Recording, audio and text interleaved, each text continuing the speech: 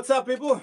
Dimitri Skopeliti here, INSPIRIA live stream, episode number 3. Happy New Year, of course. A little bit late, but we didn't have the chance to be online. I haven't had the chance to be online recently, but I'm back and gearing up for the NAMM show in Los Angeles in a couple of weeks from now. Actually, I'm leaving on the 19th. Playing a couple of gigs in Los Angeles with my friend Len Bernadak and Cello Azul. We're going to play at the Viper Room in West Hollywood on the 20th of January and in Long Beach on the 21st, and then a couple of days off, and then NAMM is going to start. And I'm really excited to introduce the new guitars that we have for INSPIRIA Guitars this year, the new models. And all that. So appointment is at the Convention Center in Anaheim on January the 25th at booth number 3945, which is incredible to remember all those numbers, believe me. But anyways, after the great live stream that we did right before New Year's Eve with Johan de la Salle, now we're back. Today we have a guest. Which I'm lucky enough to call my friend. And even though we didn't know each other for a long time, anyways, if you have so many things in common with somebody, you feel like you have been knowing him for forever, actually.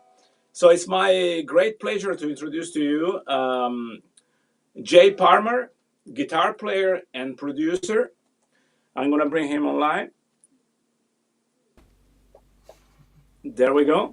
Hey Jay, what's up? Howdy, everyone. The song starts again. Oh. It was on a loop, of course. That's no Practicing, bad probably. It's a good way to practice. Yeah. It's a great song, and you played it beautifully. So Why not? Thank you so much. Play it again, man. So play it again. No, not now. Maybe next time. Yeah. And also, actually, I guess you heard that several times because it was one of the songs I played in China. When we met. Yeah, absolutely. Yeah. Anyways, thank you very much for doing this, for being welcome. guest. Always. And we talked about that for a while now, but finally we found the right time for doing that. Yeah. So, absolutely. Yeah. So how is it going? What did you do in the last couple of months? Any news? Yeah, it's been going well. Everything's been going good after. I'll briefly explain to people how we met. We were sort of thrown together at China, right? Yeah. Our mutual friend Ari at Hot Tone basically said, "Jay, this is Dimitri. Dimitri, this is Jay. You guys are going to hang out for a few days." We're like, okay. Yeah. Cool. Yeah. And that's what actually happened.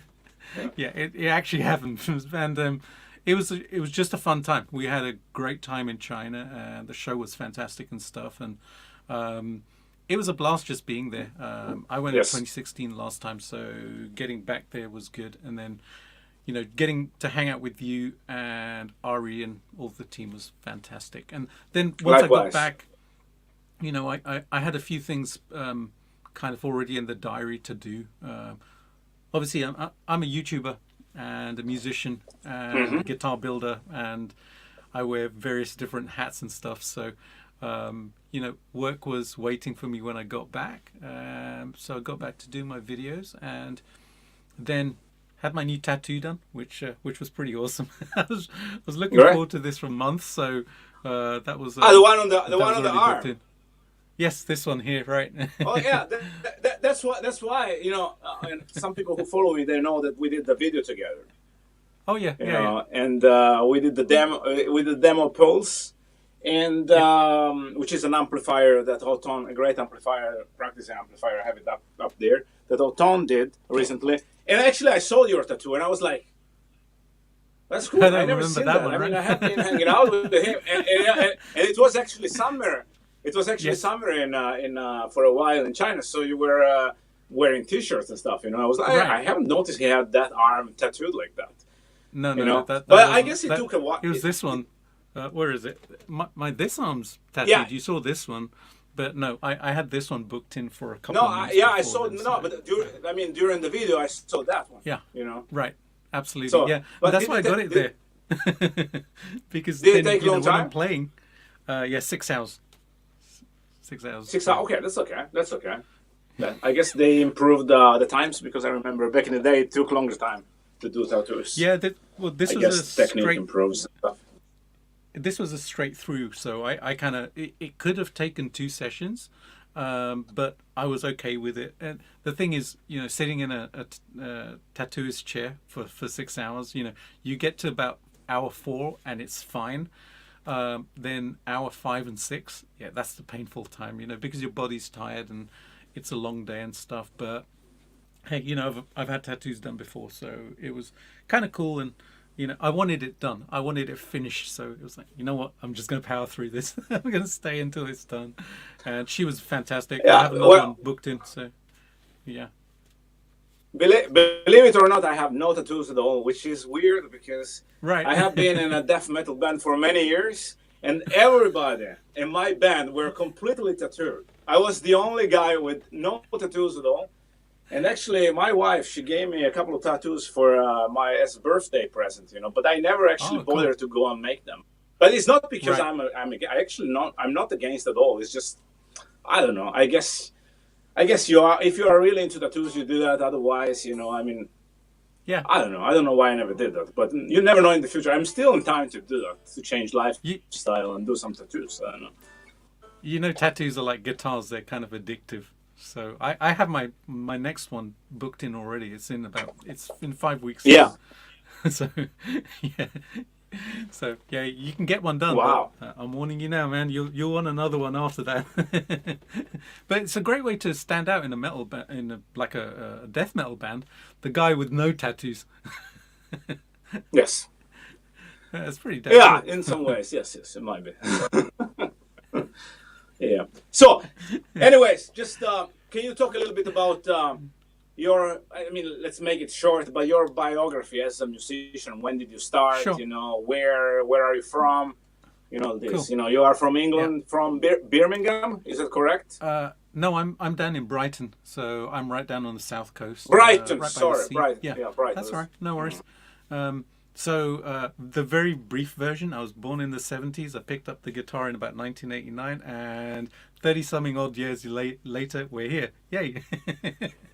So in between that, lots of stuff has happened. I picked up guitar because of Iron Maiden back in the late 80s. I was a big fan. I got into metal and stuff, and just it became a passion, and I just stuck with it. And then I had a career in something else, and eventually in the mid 2000s I quit my job and started teaching and pursuing a career in music. So I toured a little bit with a band, and then I was in a cover band for a little while and stuff like that. And then I started to do my YouTube stuff as well some years later, and then building guitars as well. So I have a guitar company which is called Spirit Dance Guitars. Well, And I didn't know about that. We didn't talk about that. This is something new for me. You have a guitar company. Right. Yeah. Yes. So you Yeah, that's been going build the for a guitars by yourself? I actually work with a wow, luthier cool. in Canada, and he builds the bodies and necks for me, and then I do the work to the bodies and necks. And they're artwork pieces. Basically, there's hand drawing on them. There's routing work, which is very intricate on the bodies, burning crystal inlays and stuff like that, and they're just beautifully built artwork pieces, and they're individual. Every single one is basically built to customer order, and they're personalized to who the person is. So it's a collaboration between myself and whoever's going to be taking care of the guitar and playing it, which is a really beautiful kind of process. It's a very holistic process because the guitar's never mine. I'm always of the mindset I'm creating this for somebody, so it has to resonate with them. It's got to be their baby. It's got to be their number one guitar. And every time somebody's received a guitar, Of course. doesn't matter how many guitars they have, it goes to the top of their list, which is humbling. Yeah. When that happens. So yeah, it's a fantastic process Cool. to do. Yeah. Yeah. And did you attend music university, or did you study music theory, harmony, and stuff like that? No. I've taught myself everything, and I've learned a Wow. lot as well because I became a teacher. So one of the things I didn't expect when becoming a teacher was that I would have to learn all this stuff in order to pass it on. But Yeah. that was really good for me because I pick up theory here and there. I'm not a huge theory guy, but I know some theory and a little bit more than the basics of theory and stuff, about not just music but also composition and song creation Yes. and stuff like that. But a lot of it's actually been picked up over time of playing music, learning songs, analyzing what I'm doing, and just having the mindset that this time next year I want to be a better guitar player. Every Okay. single year I have to improve as a guitar player because this journey just continues and continues. There's never an end point for me. It's always about evolution. So that's why I want to absorb knowledge. I'm still kind of always looking for knowledge. So yeah, as part of that, theory comes into it, and I pick up a little bit more every single year, and I'm grateful for that. So basically, in the beginning, you learn how to play the guitar technically, and then when you started to study music theory, a lot of stuff started to make sense to you, like things that you were taking for granted because you were developing your ear training Yeah, well, in kind a of. way they just displayed in front of you. Mm. Kind of. Well, I initially learned guitar very badly, and then Okay. well, I bumbled my way through for the first 10 years. I was doing okay with it, but then I took some lessons. I went to the guitar college here in the UK, a guitar institute, and Okay.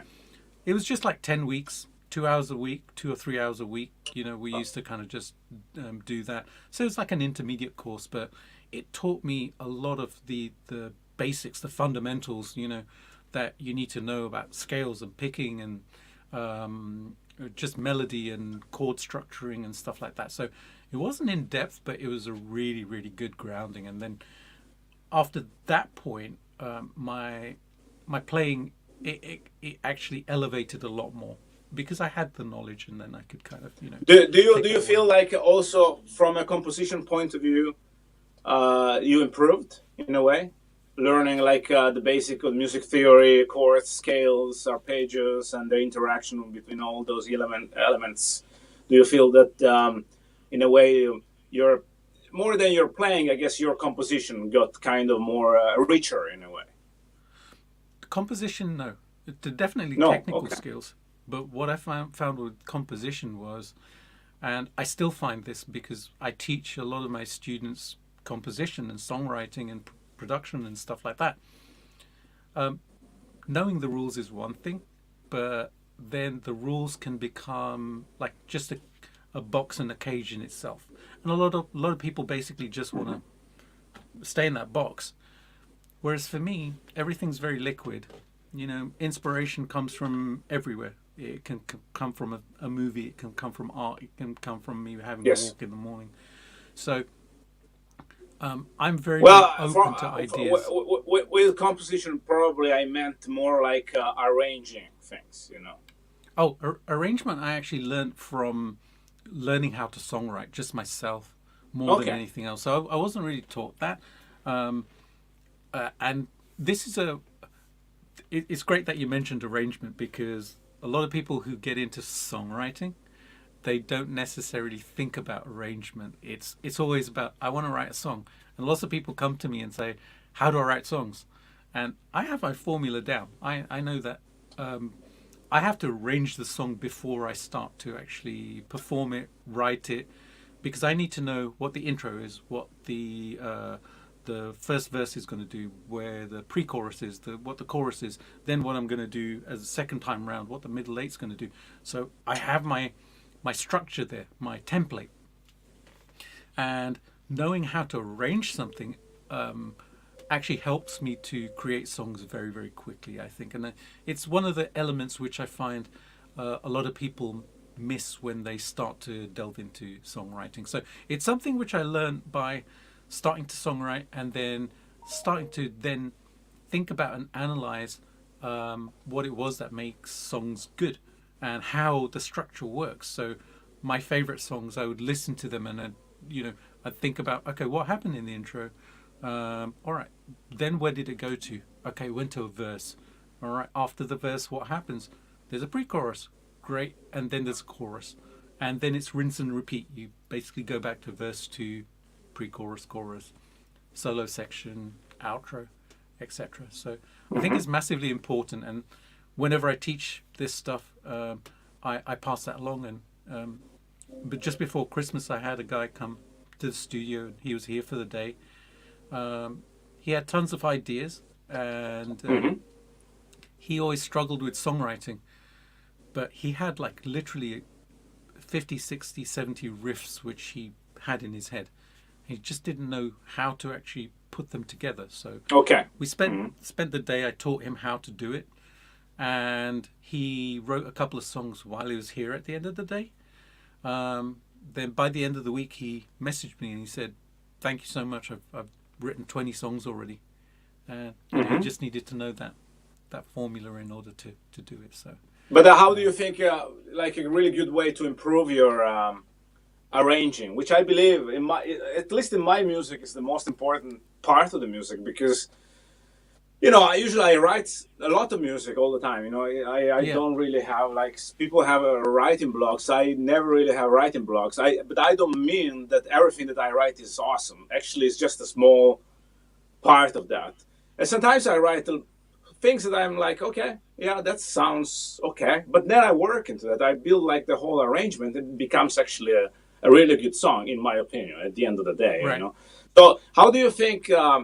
Because I feel that the best way to learn how to do it, of course, is doing that, but also like listening to a lot of music all the time, listening to a lot of different kind of music to get kind of inputs and ideas, and being able also to understand how other instrument works, like the drums and bass Sure. and piano and all this, so that you always have like ideas arranging wise that comes into the picture all the time. Do you think it would be a good way to, in a way, to train your arrangement skills? It can be, yes. I don't listen to a lot of music because I'm Okay. creating music all the time. Okay. So my process is a little bit different. I kind of pick up music from driving the car, having the radio on, or an album playing in the car while I'm driving. Sometimes when I'm traveling and stuff, I'll be listening to music and things like that.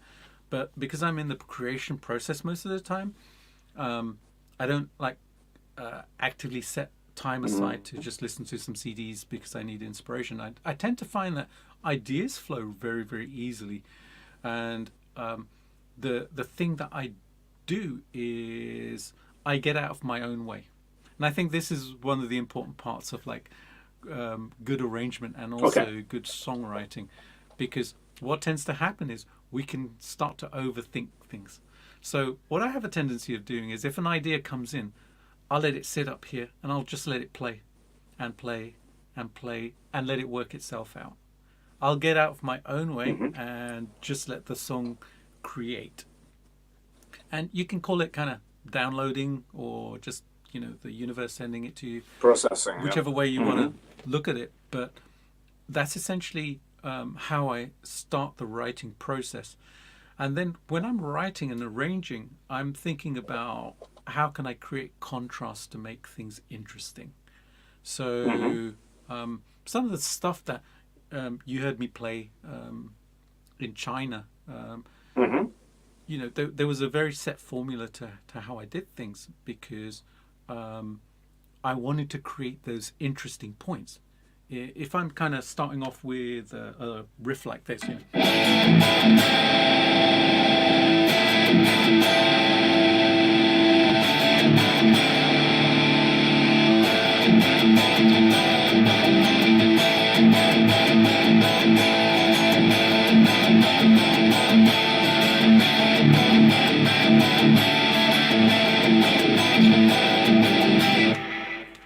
if I follow that up with,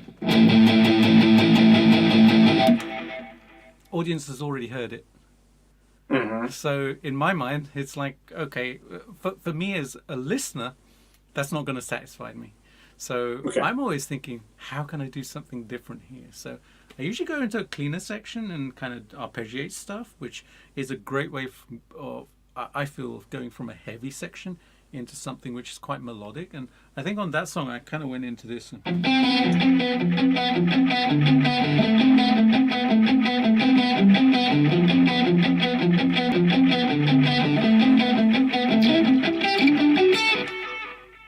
With a clean sound though, not a slightly dirty Yeah. sound. But even Ah, with a okay. dirty sound, that contrasts really well. So that's my that's always in my mind in terms of arrangement. How do I actually And play it something is which is something it's complementary? something you did on the song for the Pulse Yes, amplifier, I think. Yeah, yeah, I remember. absolutely, There was and it was with clean, which was in contrast of the main rhythm, which was hyper distorted. correct. Yeah, yeah, Correct? and Yeah, yeah, it's cool. yeah, and it creates a point of interest. So for whoever's listening to it, it is taking them on a journey rather than it just being, on a single plane. It's actually starting off somewhere, then it's going somewhere else, then you take it to somewhere else, and then you elevate it even further and stuff. Hmm. So that's what I'm always looking for from a good arrangement, and all the kind of anthemic songs that we think about, Hmm. from the 80s, 90s, whenever that inspired us. If you break them down, that's essentially what they're doing. They're always creating a point of interest. There's always something going on. Even if you take kind of, Hmm. smells like Teen Spirit, you've got Yeah. the. Then it goes into. Which Exactly. is That's genius. brilliant. It was Yeah, it's freaking brilliant. genius, right? Yeah. Yeah. Yeah. Yeah. It was Yeah. Yeah. so You subtle, know, but it worked so well. I always talk about to my students and everybody else about Nevermind album, because every Yeah, song is be- better than the previous one, and everything is so brilliant, and, which is crazy because you think like, I mean, that display, I mean, tells exactly that, the main thing is having ideas and knowing how to make your point across in a way, comparing to like a lot of people usually focus on technique and put it in front, but usually right. the technique is only a tool to achieve and to develop the ideas, to Yes. actually do play what you think in first place, and that is a classic example. Every song has like four chords, but everything is exactly where it's supposed to be, Yeah. for every single Yeah. instrument. You know. One of the examples I use is The Wall by Pink Floyd. It's a genius song. It's five Yeah. chords, right? Five lines Hmm. of lyrics. That's the entire song plus a solo. It's crazy when you think Hmm. about such an iconic song like that. But it's you touched on that really well, which is one of the ways to create contrast is if you're doing something complicated, then do something simple afterwards. You know, because Yes. what it does, it like bookmarks what you've just done, the complicated stuff, and Exactly. then Yeah. it moves I it mean, forward in a it's different like way. is the So tension and release, yes, in a way. absolutely, yeah, yeah. Hmm. If you think about kind Yeah. of like if you're going to an art gallery, right, and looking at painting, right, even if it's abstract, right, if you're looking at Hmm. painting which is like a red canvas, right, and Hmm. it's just got a red line through it, it's you're not going to see that red line as well as if it was a blue line Of or a course. black line or a green line. So, when you put a different color on top, then it basically creates that difference, Hmm. and that creates something which is like, or I want to listen to that now. Yeah. So yeah, Hmm. that's always Do you what I want to do. do you write music for like just instrumental music, or also do you write lyrics and do you collaborate with any singer? Do you sing yourself? I've sung before. I've collaborated with musicians before, singers before. I've written a couple of albums. One's got all of my vocals on it, and Hmm. the other one has a bunch of really great vocalists on it. Pete Newdeck and Andreas Novak, and who else was on there? Carlston Schultz. He did a fantastic job, and just some really really beautiful singers on there. So yeah, I've done both, and I've written lyrics and stuff. I tend to just to do instrumental stuff now because I'm more a studio musician now, and YouTuber mainly, and stuff like that. So so basically, that's what I wanted to ask you. Do you consider yourself like a YouTuber? Yes.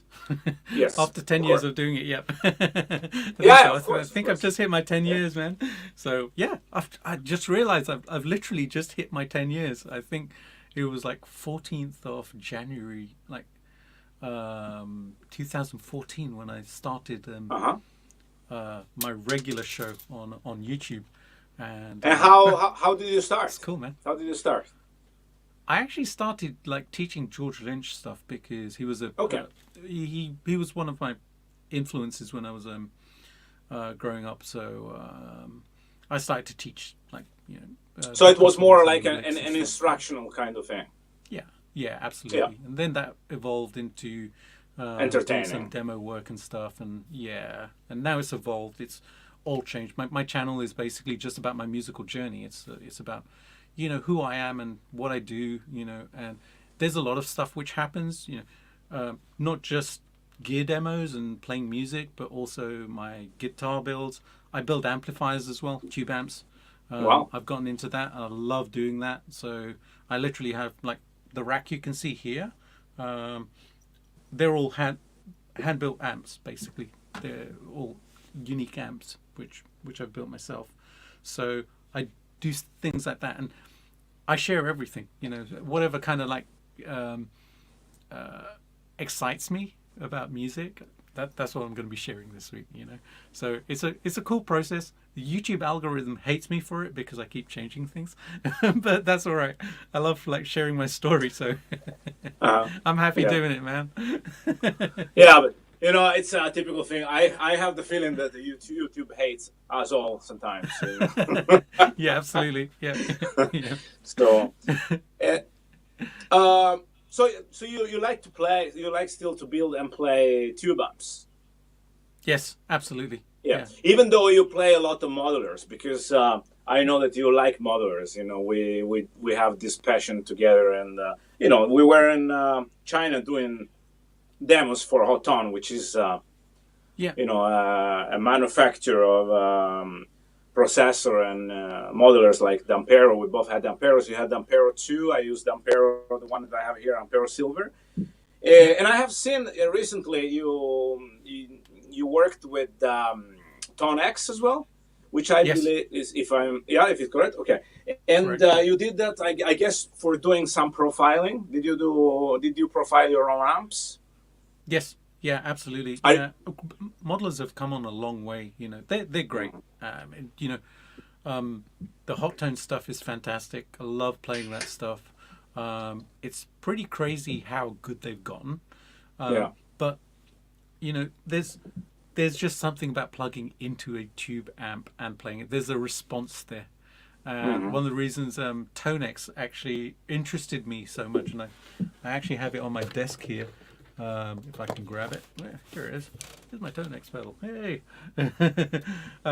One of the reasons it interested me was because, like I mentioned, I have a rack of 6 custom-built amplifiers here.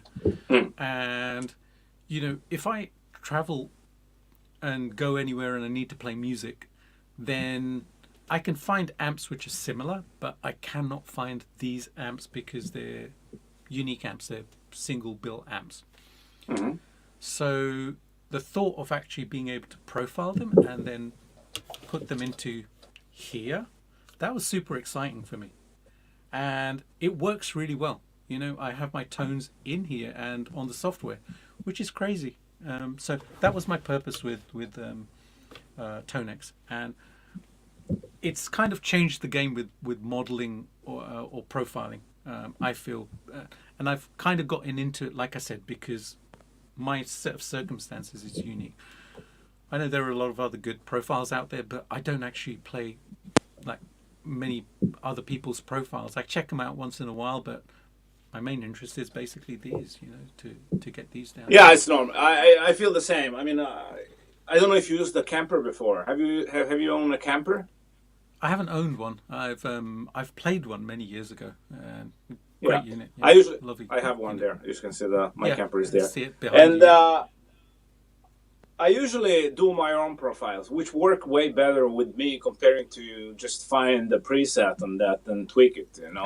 Yeah, It might be a limitation of the camper, I don't know, but I feel that when I have to use a preset and then tweak it a little bit, it's kind of start to sound a little bit artificial in a way.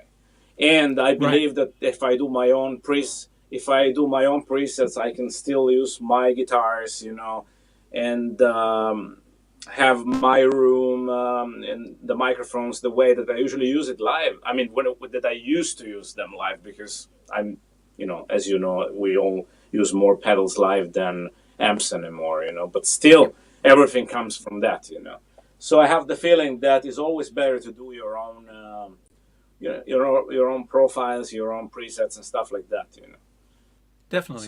Yeah, or at and least it works better with my music, I feel. Even though I have great presets in the camper, and sometimes I do use them. But yes. I Yeah, feel that absolutely. the ones I do, first, it's a lot of fun also to sit there and, do those kind of things. It's incredible to think that you can go live and bring in a box like the tone that you worked on Yeah, for some years sometimes, because maybe you have the same amp that you used when you were a kid and stuff, and you developed your playing around that amplifier. correct.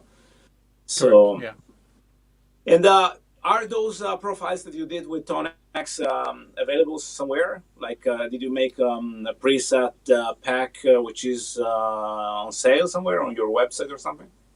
There's going to be comprehensive packs for sale soon on my web store, but at the moment there are a few on ToneNet, which is IK Multimedia's share platform, so people can Yes. go and check them out. I have my 69 Plexi, a couple of models of that, my SLO 30, which I've built, and my ADA MP1 as well. I profiled that. So there are a couple of profiles which people can go and check out immediately. But the plan is to do some really comprehensive packs, because I have done literally about 100 profiles of my amps. And but one of the other things is I have an enormous collection of tube screamers. I have like about 18 tube screamers, different models and different makes and things like that.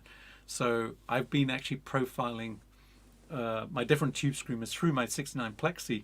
So that's been really interesting to do, because just hearing the differences and being able to switch between them and see which one I want in a mix is it's a game changer, for me, Hmm. because then I don't have to plug everything in and test it and see if it's the exact right tone, because I don't want to like unplug and plug in 18 pedals just to get my tone and then get recording. Have, have you tried to do the profiles using the software of Tonex? Yes, yeah, that's how I've been doing it. That's the only way you can actually do it. Just Ah, with you the, do the that? Okay, software itself. okay. So Yes. basically, those presets. Yeah, but I mean, like, those presets are plugins, or they are in the Tonex as a patch. Both. You can do both. You can have it as a plugin, and you can load it up onto the Tonex pedal itself Okay, as well, so that you can have them in both places. because I use the software, but I don't have actually the pedal. So Yes. I came multimedia. They sent me the software, and I did Yep. some profiling with the software. And Yep. I didn't have the pedal to kind of compare the sound. I compared it to the camper, and the level is almost there. I believe that with the plug-in, you lose a little bit of gain sometimes comparing to the camper profile, but the result Yes. is basically the same. That's right. Yeah. Yeah. And there's a way around it. I basically just put a 3 dB boost pedal in front of Yes. the amplifier when I profile it now, so that it actually adds in that gain which is lost via the profile process of the Tonex. It's something Do I've you do you noticed. do it in front or in the loop effects? No, in front of it. In front, I'll probably. just do it in We were front. talking Yeah. about gain, right? Yes. Exactly. Yeah. Yeah. Because you lose a little bit of gain from it. The great thing about the Tonex Yes. I found was that even if it profiles it with a little bit less gain, once it's in the Tonex software, all of the knobs are at 12 o'clock. So you can just turn up the gain, on the actual amplifier model, and then it's like, yeah, there you go, there's my gain. So You don't Yeah. Yeah. necessarily lose it forever if you don't add it in there. You know, you can tweak it and tweak the EQ. The EQ is quite responsive and stuff, and it's not the same as the liquid profile, which I know that the Kemper has now, where you can actually change the tone stack, because obviously a Fender tone stack is different from a Marshall tone stack, which is different from a Soldano tone stack, etc., etc. Right? But it does a pretty good job of actually responding to changes. It doesn't end up sounding artificial. The only time I find it kind of like falls down a little bit is if you have a medium to low gain setting and you're trying to gain it up. Then it actually starts to sound like you're just pushing the preamp and it's not pushing the power amp. So it starts to get a bit fizzy and very thin and stuff. And muddy as well. Exactly. So it's the same with the Kemper, actually. With the Kemper, right. Yeah. So a better way to do it, I think, is when you do a profile, do it high gain, and then turn the gain down if you need to. So you can still go down. Exactly. Exactly. Yeah. The problem is to go up. Yes. But you have done also a pack for Ampere, I think, right? For Hoton. I have, yes. Yep. Yeah. Is it downloadable from hotonaudio.com website, or is something? Okay. Do you sell it? I do, yeah. It's through my web store, and people can find it either in my links on my YouTube videos, or if they go over to my Patreon page as well. They can sign up for free, and I've got a store on there as well where I have the packs as well, so people can go and check. Actually, I would like you to talk a little bit about all these kind of marketing system in a way, like how you manage to, from YouTube to develop this. The whole business kind of thing, like you are able to, to be in the music business, as an artist in 2024, which is probably, we all know it's completely different from some years ago, especially for people like me and you growing up in the 80s and the 90s, it's another planet in a way, So maybe you can talk a little bit about how, or come up with some suggestions to people who are starting out now, open their mind in a way in this business. Sure, yeah. The marketing aspect of it is, I imagine it's a little bit tricky these days because there are so many people doing exactly the same thing out there. So I guess part of it is, if you're getting into it at the moment, do something unique. Have like your unique selling point, because that's the way people get noticed. Initially, my unique selling point, or the thing that I thought was my unique selling point, was just doing the George Lynch stuff, and I did that for about 4 years. It kind of it did get me a following in terms of the people who like that type of music. They kind of gravitated towards it, so it built up a good following as a result of it. But I also wanted to do my own thing. So transitioning was then a little bit tricky because I'd started off down a path. So to then say to people, well, I'm going to do my own thing now, that was like starting anew, essentially. That was like pressing the reset button. So first thing to do is think about what you want to actually share with the world. If you want to share yourself, then, just start from day one and share who you are and what you do and how you play, I did it the other way, which was cool for a while, and then I decided to do that later. There are lots of tools out there. I've expanded into obviously building guitars, building amps as well. I may be offering amps for sale at some point.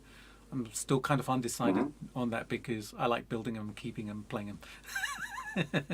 Yeah. So usually, how many amps do you do? Like, how many amps have you done? Let's say, how many amps do you own? And in general, do you do when you're working on an amp? Of course, you do first a prototype, and then do you build some other amps that you're gonna sell, or you just wait for getting people to get in touch with you, and then the amps I haven't really marketed.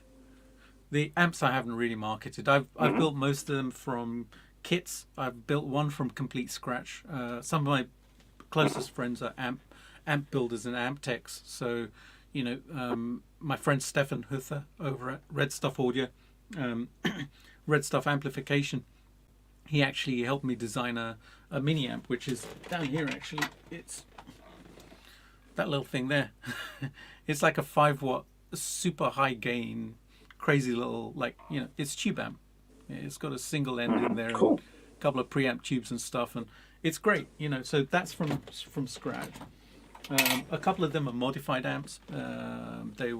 Two of them started off as Jet City 20-watt heads, and then one changed into an SLO. The other one is called Purple Number 39, and it's basically I've bottled up the SIR amps, SIR number 34, number 36, and 39, which were from Studio Instrumental Rentals in Los Angeles. Guys like Slash and Warren DeMartini and George Lynch and Steve Lukather and all of those guys used to use those amps. They used to hire the amps from the studio. So you're talking about amps which are on like Use Your Illusion and Guns N' Roses, Appetite for Destruction and stuff like that, etc. And some of the Rat records and stuff. So that bottles up those amps, and whenever I build an amp, it's for a specific reason, which either I want the amp or I want to have fun building an amp. Okay. So I have 6 at the moment, which I've built myself, but I probably have about 10 amps in the house at the moment. Just various other things as well. Got a Randall RM100. Do you back there. also have do you have commercial amps like Marshall PV and those kind of things as well? No, to be honest. I have a Randall Okay. RM100, which is back there, which it needs some new tubes. So that's the only one which is a commercial amp. Because Is it modified? No, it's a stock amp. It's the only thing that was modified on that was the loop, because it was it was for rack effects. The loop was optimized for rack effects rather than pedals. So I had it changed a little bit just to kind of like take pedals a little bit better. But that's all that happened to that amplifier. So that's pretty much stock. But I And haven't do you used it like for to years. do you like to mic the amps? Like when you are in the studio, or do you go for the profile you did because it's more practical and faster, since time is and it sounds bad, but time is money. Actually, it's more precious than money. What do you think? Yeah. Well, I've been recording via a load box for many years now. So usually I'll run the amp into my Boss Tube amp expander, which is there, and then into my interface, and then I'll use impulse responses. I have a signature impulse response pack, which I use. So people can go and check that out and buy it if they Which brand? like them. It's actually my own. It's just through my web store, and Wow. I just call it the Hero Cabs, Jay Parmar's Hero Cabs, and they're the ones which, when I want to sound like a guitar hero, they're the ones I reach for. Because Okay, every cool. time it's like yeah, they're the ones that I've been using for many years, and I created them myself from my cabs and stuff like that. So they're a really special collection of impulse responses. I used to mic up my guitar amps when the studio here actually used to be 2 rooms. So where I'm sitting now, it used to be the beginning of my isolation room. So I used to mic up 212 in there, and a 412 actually as well sometimes, and record my amps just full blast. Yeah. Turn the master up and let the speakers do their work and mic them up. But with that, I used to do that. I used to do the direct same. technology, That's it's why. easier. That's why I still have two rooms. Right. I So actually did yeah. this last year. I made it into 1 room because Yeah. I wasn't miking up, and I thought I could do Yeah. the extra It's. room. I think it's about time for me to take that decision as well, because Yeah. even though I play drums as well, so I have the acoustic Yes. drums in there. Yeah. Right. So, Gotcha. but most of the times when I record drums, I just play the electrical one.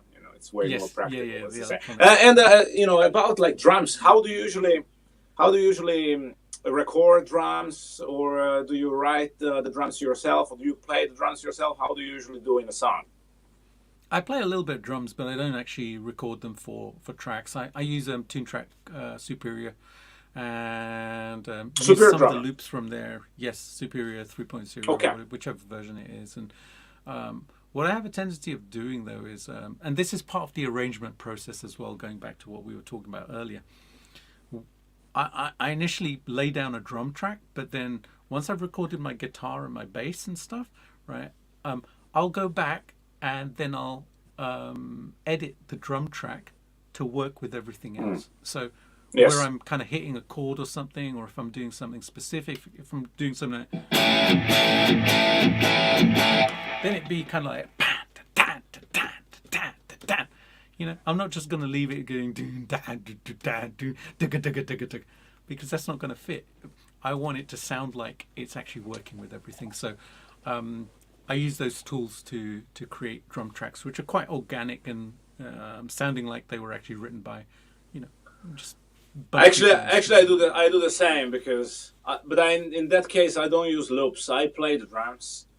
Yes. And then, of course, the song kind of changes, and I decide to change the drums patterns. But it's way more convenient to just do it from the control room. So some parts are going to be changed because everything is MIDI, anyways. Yeah. So Absolutely. basically, it's the same process. But you know, I like to play the drums first to keep in shape as more as I can. You know, and second because it's fun. It's fun as well. You know, and sometimes I kind of instead of writing that kind of it's more entertaining for myself and as well as more creative because I feel that it's something that you do more there is more instinct into that, you know, which happens at the moment, if you know what I mean. Yep. Instead of writing, because writing is more rational in a way, you know. And even though I can consider myself a drummer, you know, I have the guitar player syndrome about writing drums, which is more is more.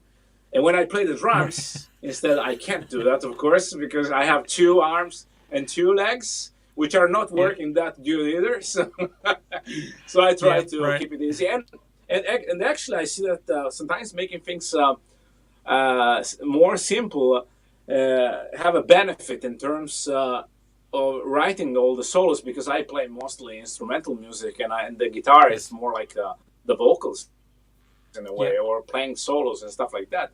And it, you know, the drums and the bass as well, they work more like giving more space to the guitar instead of overdoing and then kind of in a way building a mess, you know, because at the end of the day, you know, before being done, you need to, you know, kind of think twice and second guess some of the parts of the song to make it more smooth in a way, you know. Definitely. So I feel that playing the drums, it's sometimes is the best solution, and then I can still, as we said, fix it afterwards, like in terms of feels or changing some patterns, adding something, you know, something like that. Definitely. Yeah.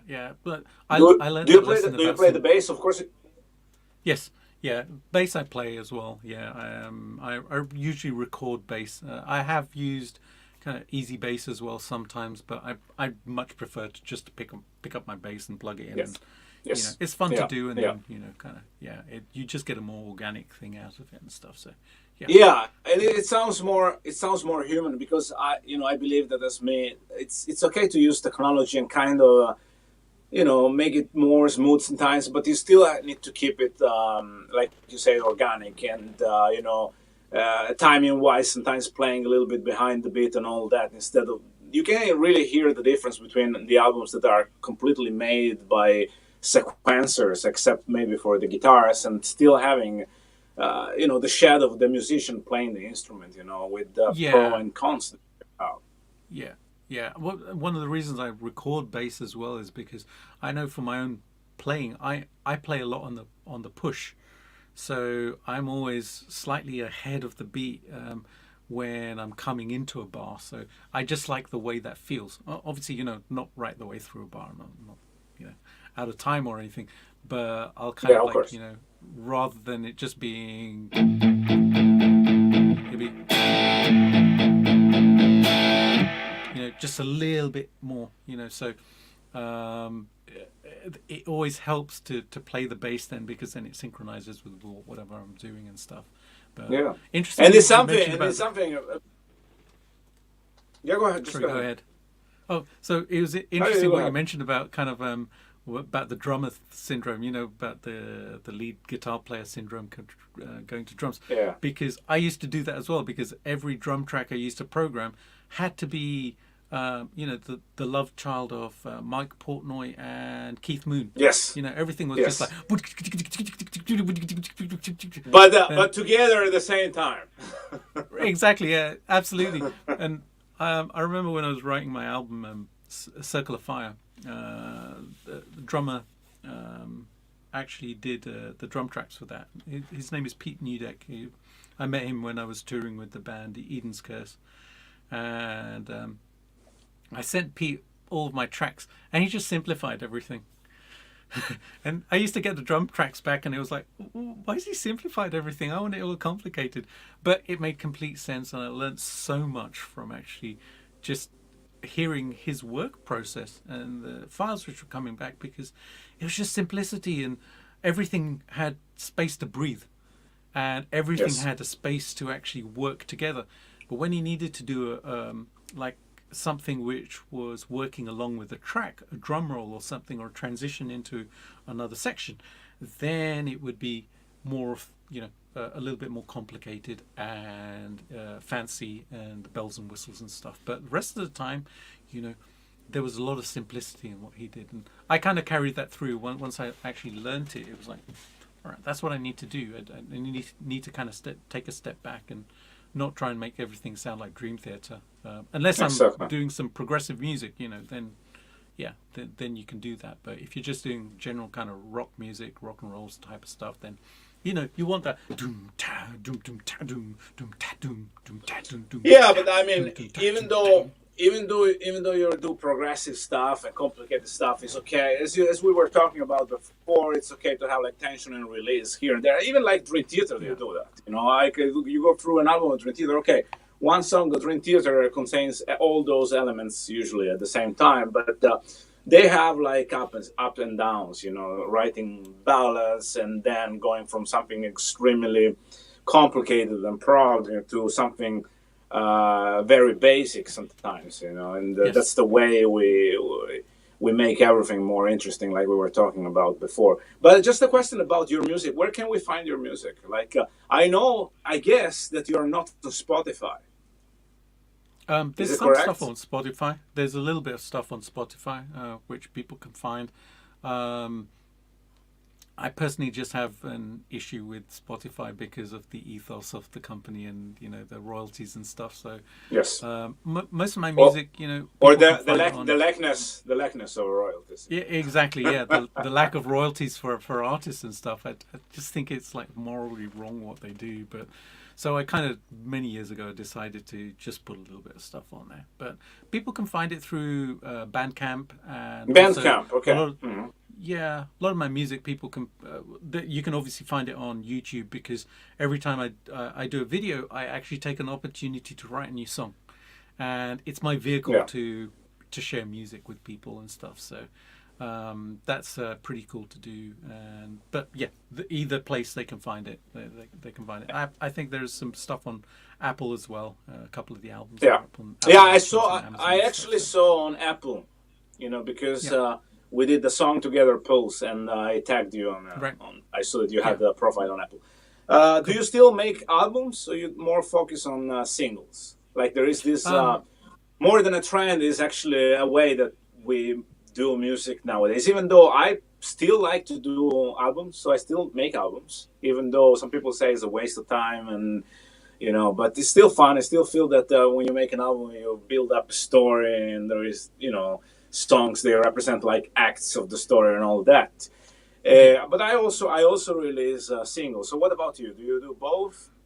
I don't release a lot of stuff these days. I realized some years ago that just the time and effort to put into creating an album is you don't get the recompense for it now. You know, you're not going to sell a million copies, because again, they're just like so many people doing it and so much music coming out all the time that what you end up doing is just marketing and marketing and marketing, which is why I kind of decided that my way of actually releasing stuff and releasing singles and stuff would be via YouTube. So when people go and watch my Yes. videos, they're obviously monetized and stuff. Yes. Which again, going back to the business plan thing, that was part of it. That Yes. okay, let that trickle in as well. And I've probably made more from sharing music on YouTube than I have done in the past, probably like, I don't know, 6-7 years, releasing albums and stuff.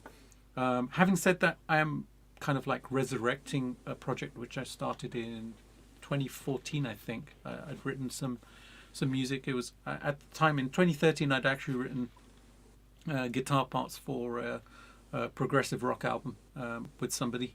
It was called Ascension. The band was called The Inner Road, and released an album. And we I'd actually recorded some new songs for a second album, but it never got released because I kind of, the keyboard player kind of went a bit weird on me, and then the band fell apart. So yeah, typical story of bands, right? Yeah. That's but why. I That's had, why. And that, yeah. Just go ahead. sorry, yeah. I had the songs, and just before Christmas, I was having actually, it was in November. I was having a Zoom call with one of my Patreon supporters, one of my Patreon members, and he's very much into progressive rock music and just progressive music in general.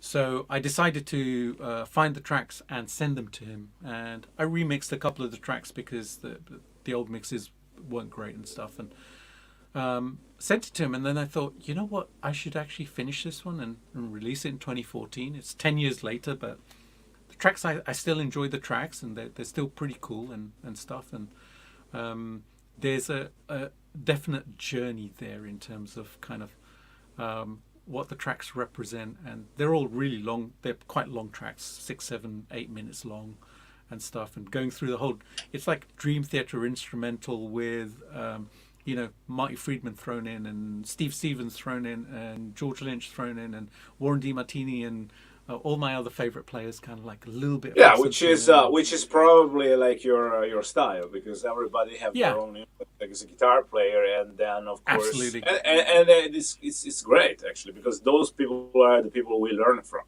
in a way or Yeah, another. So those things, those elements, they just display in the music. I mean, in the playing and the correct. composition and all this. So that's normal, I think. And are you gonna re-record this material, or are you gonna remix it?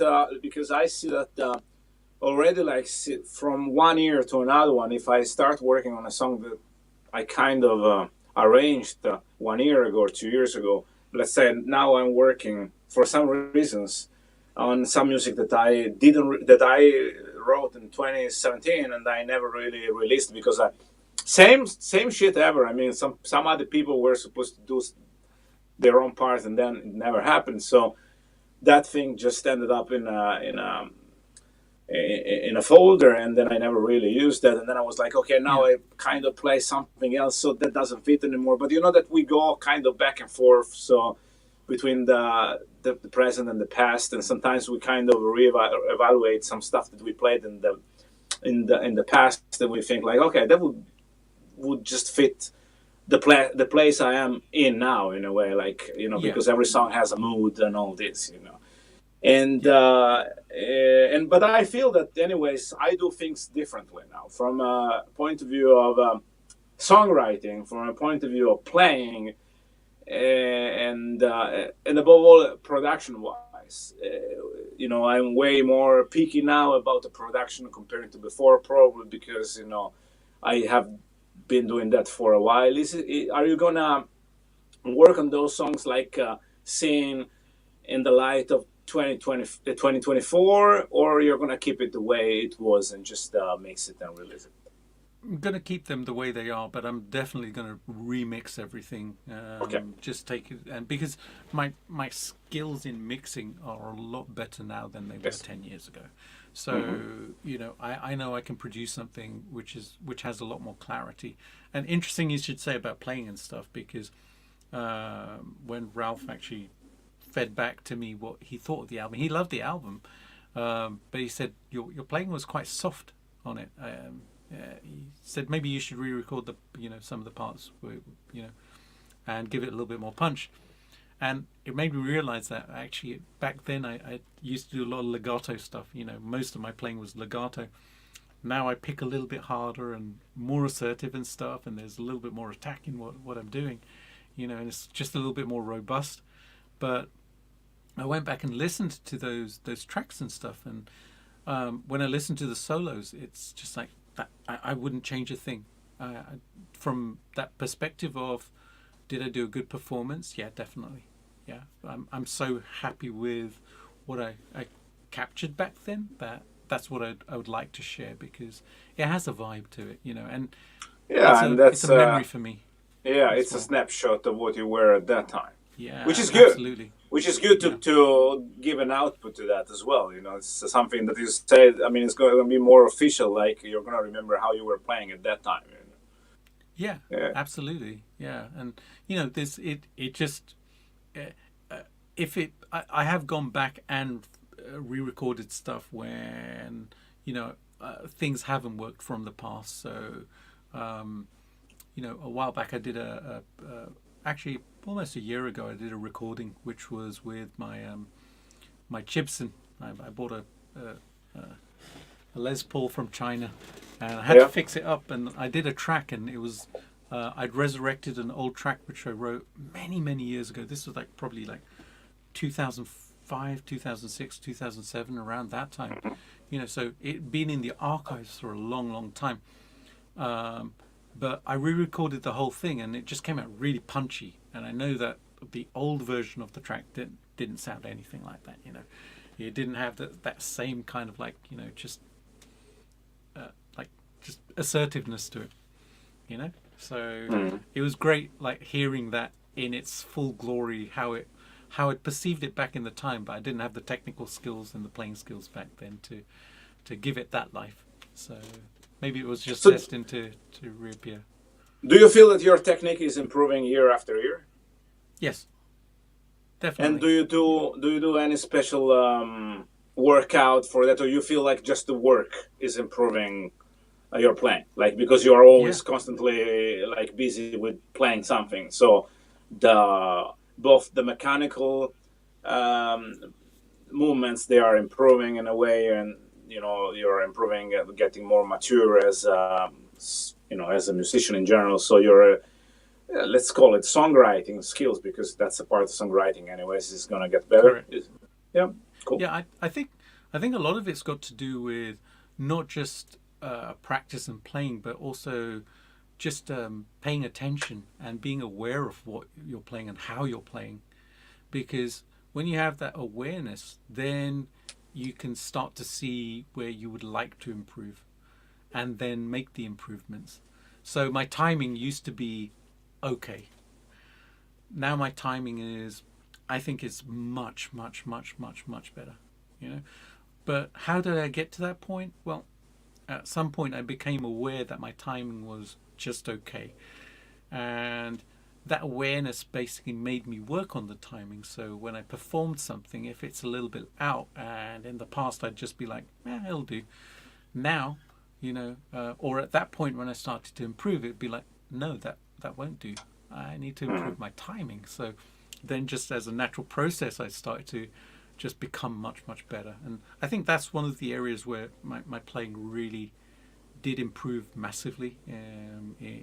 Timing, and also just no choice melody, everything, it kind of just came together, and not just playing things for the sake of playing them, but actually giving them a lot more meaning and stuff in place. Yeah. Do you feel like things like the timing, they improved because nowadays we all tend to work with click and with grids and stuff like that, or you think it was more because of the way that you hear, which is basically the same, because we do a lot of recording, but the way that when your timing gets better and you are able to move maybe back on the beat or in front, that kind of make it more interesting. Um, do you feel it's because of the technology that we use that pushed you in a way to improve, or you think it was more No, like getting mature from a point of view of songwriting? I think it was more from. I don't think it was the technology, because the technology's been around for eons. You know, we've all had metronomes forever and a day. Yes. But I think what actually helped it was the hunger to become a better player. I'm always Okay. hungry to improve, and unless you have that hunger to actually evolve as a player and add something every single day, every single time you pick up the guitar, you can be playing for 20, 30 years and still be the same guitar player. I've seen that, you know, with various Yes. students I've had. They're Yes. still, you know, doing the same stuff that they were many, many, many moons ago. And it's that hunger within me which is actually pushing me to improve all this stuff, because I want to be the best version of myself when I play a song. And I know that when I look back at this point next year, I want to be able to say to myself, great, that's what I added into playing this year, you know, over this last 12 months. That's what actually came into my compositions, into my playing, into my solos. So over the last year and a half, it's been arpeggios, you know, doing sweep picking and things like that. So that's been entering into my solos, and you'll hear it on some of my compositions. And I'm trying to remember the track where I did it. Actually, the track with the Tonex, there's a solo which I did, and I'm doing a sweep picking run, and I actually did it in two positions because I was doing harmony guitar parts, and this is something I love doing. So, you know, I have to get the timing right for arpeggio number one, for the sweep number one, and then I'm doing it up here somewhere as well, and I have to get the timing exactly right for that so that it synchronizes with the next part as well. Yes. And I watched back the video. Once I'd recorded it, you know, I'm listening to the track, and it's like, I love that. And that makes me happy, because I know that, you know, I'm evolving as a player and as a composer and musician. So it's always a something that not so many people. Something that not so many people kind of realize is that is that it's really important. The timing is really important on the solos as well. You know? Yeah, definitely. Yeah. I mean, especially when it is, especially when you're playing a melody and stuff like that. And then there are also times where you can kind of stretch the solo in a way, you know, and getting on the last note on time, and everything that happens in between it when you're shredding and stuff like that. As long as you end on the right note at the right time, it's fine. But sometimes what is making the phrasing sounding nice is actually the timing, you know, because sometimes you're able to write a good melody, but it still doesn't sound good enough because the timing is kind of messed up. Is it correct? Yes. Yeah, absolutely. Yeah, I 100% agree with you, because and that's one of the areas where a lot of my improvement happened. It was like timing in solos, you know, because like you just explained, it all fits together much nicer if the timing is good. Otherwise, it's kind of flowing here and there. And I think one of the things that if people want to improve that is, we obviously work to, a lot of us, you know, when we're doing kind of rock music, we're doing it to 4/4, you know, it's just 1, 2, 3, 4, 1, 2, 3, 4. My mind is always thinking in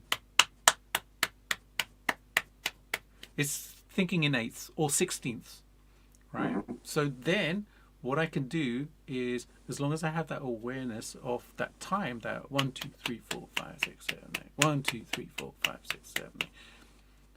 As long as my solos and beats are actually lining up with those 8 notes now in the bar, then it's still going to sound good, but it's going to have a slight kind of variation to it as well. So rather than, you know, if I play something like this, you know, I can play it like that, right, which is straight 1, 2, 3, 4, 5, 6, 7, 8, right? Or I can play it like this. I can hold that first note a little bit longer, right? It makes all the difference from... It's funny. But Gives it a it's funny vibe. that you mentioned the 4/4 because I used to think in 4/4. Now I moved to the dark side of the music. So everything is like in 7 or 9, and stuff like that. Right, right. But still thinking about like I mean, it's the same method in a way. Just Yeah, thinking about absolutely. different rhythms. And Def. as we Yeah. talked together in China, I use like the conical, which is like the Yes. Carnatic system. So basically, I'm Right. always like singing takatimi takati takatimi takati takatimi. And let's say like the song we did together, the song I wrote about the pulse amplifier was in 7 all the way, you know. Right. And Right. yeah, and that is an example, and so it's funny that you were thinking about 4, but I was thinking, yeah, I do the same, but usually it's in 7 or 9 or In something seven. or Yeah, 5. absolutely. Yeah. Yeah. Mm. Principle's still the same. If you want to kind of Yes, like play around with those beats, taking yes, a simple one of the things that I learned from like my favorite players when I was starting out was, where you have a 4-note pattern, kind of even like you can do it like that: 1, 2, 3, 4, 1, 2, 3, 4, da da da da da da da da da da. Or the second one's just more interesting to me. yeah. Sounds very very Jimmy Page. Right, right. Yeah, it's kind of, it's got a vibe to it. So I know Zach would do it like kind of, but Jimmy would do it. Yes,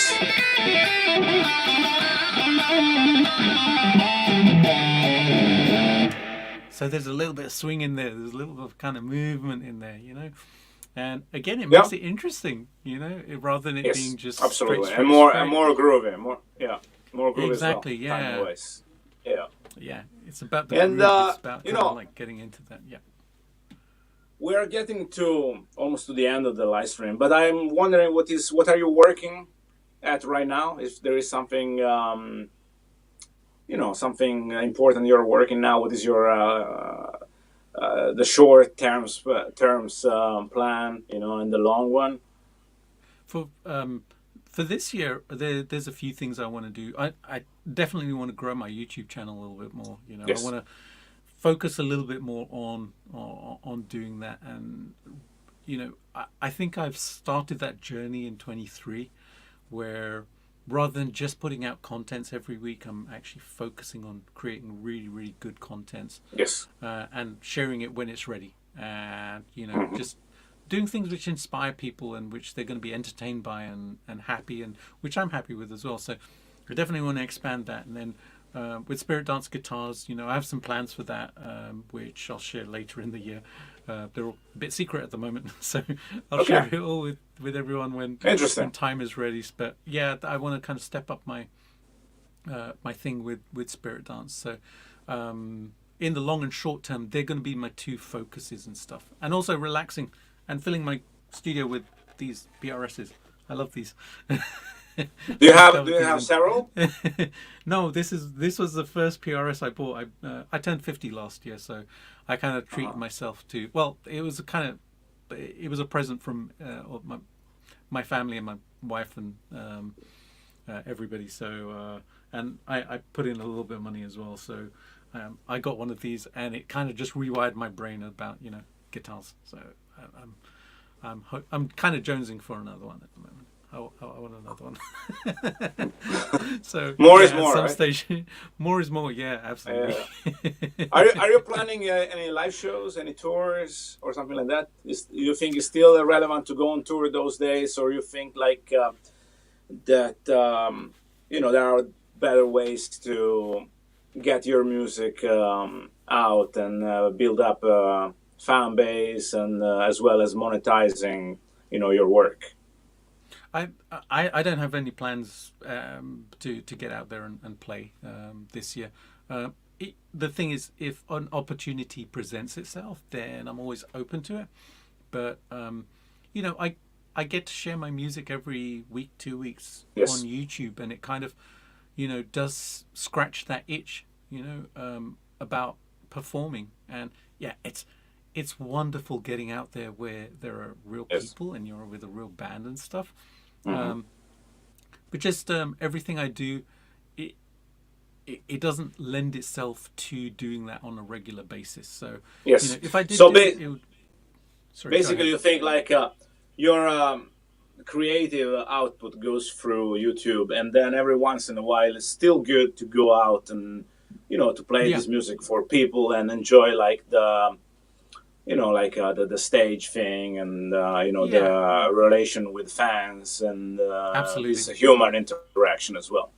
Yeah, definitely. Yeah, and I did that collaboration with Mana Iwanaga over in Japan when I did the Tonex video. Okay. Oh yeah, right, right, We're right. I saw that with the bass player. right, correct. Cool. Yeah, and I'm likely going to be working with her more this year, and we'll see what that leads. Maybe that will lead to kind of like some live shows. I'd love to get back to China next year Yes. because she actually saw me in China. She saw me play at Okay. Hyper Guitars, Hmm. and then she approached me to do a collaboration. So I would love to collaborate with her more and see you know if uh, if I'm going to be back in China later this year, then maybe we can put on a show or something. We can do some tracks and definitely play at Music China. If I'm there and she's there, then we're definitely going to get on stage together. You know, And hopefully so we that would be cool hopefully for we have fun. the chance to play together as well. Yeah, absolutely. Yeah, yeah. Hopefully, we'll be at Hot At Dome again, maybe and at we'll do our Music thing. China. And You know. yeah, absolutely. Yeah, yeah. We'll raid the big stage. We'll just kind of like throw everyone off and just plug our stuff in and Of, make it really of loud. course. Yeah, of course, as usual. Yeah, absolutely, man. All right, all right. Jay, thank you very much for having done this. And Most it welcome. was Thank you. a great time, and it was great to reconnect. And I'm glad that those who follow me, they had the chance to, to check you out and to get Appreciate it. the advices and suggestions about the professional musician and guitar player and producer. And I really look forward to the next time we get to hang out together. Yeah, In definitely. China was just like a couple of days. And let's hope next time we can do that more. We can play together. And all this. Are you going to Nam this year? No, unfortunately, I won't be at NAM. I had some other plans for January, so I wasn't able to make this year. But I know you're going to be there and have a great time. And yeah, um, Thank you. rock, go there and rock NAM. Yeah, it's almost time to leave. Like the next couple of weeks, so I'm getting kind of excited. Very cool. And I have a lot of responsibilities. Having the guitar brand and all this. It used Yeah, to be absolutely. it used to be easier back in the day when I was only playing. Only Yep. playing. But that's the way it goes those days. So, all right. Yep. Thank you very much. You You're have welcome. And thank you, you have brother. a great weekend, and I talk to you soon. Definitely. And Thank you, to brother. anybody Appreciate it. anybody who follow us, thank you very much for following us. And last but not least, you can subscribe Jay Parmar YouTube channel, which is probably down there as I can see. It is. Yeah, it's YouTube.com Jay Guitar. Jay Guitar. Yep, Jay Guitar. All absolutely. right. Thank you very much. Talk to you soon. Thank you, Bye. guys. See ya.